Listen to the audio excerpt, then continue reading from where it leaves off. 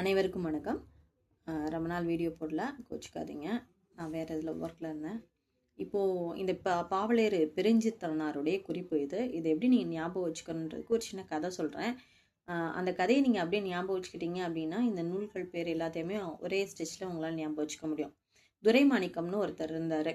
அவர் சித்திரமாக ஒரு தோப்பு வச்சுருந்தார். அந்த தோப்பில் நிறைய கனி காய்ச்சி கிடந்தது. எப்படி காய்ச்சி கிடந்தது அப்படின்னா கொத்து கொத்தா 100 100 8 8 100 100 காய்ச்சி கிடந்துச்சாமா. அதுக்கு டெய்லி அவங்க பொண்ணுங்கள்லாம் ஓடி வருவாங்களாம். ஓடி மகள்லாம் புகுந்துருவாங்களாம் அந்த தோப்புக்குள்ளே. அப்புறம் பள்ளி விட்டு பறவைகள் மாதிரி நிறைய குழந்தைங்க வருவாங்களாம். அவங்களெல்லாம் சாப்பாடு கொடுத்துட்டு உட்கார வச்சு திருக்குறள் சொல்லி கொடுப்பாங்களாம். அந்த திருக்குறளை எதில் சொல்லி கொடுப்பாங்க அப்படின்னா தென்மொழியில் தான் சொல்லி கொடுப்பாங்களாம். தென்மொழியில் சொல்லி கொடுக்கும்போது அவங்க தமிழ் சிட்டுக்கள் மாதிரி அப்படியே பறந்து தெரிவாங்களாம் அந்த திருக்குறளை படிச்சுட்டு.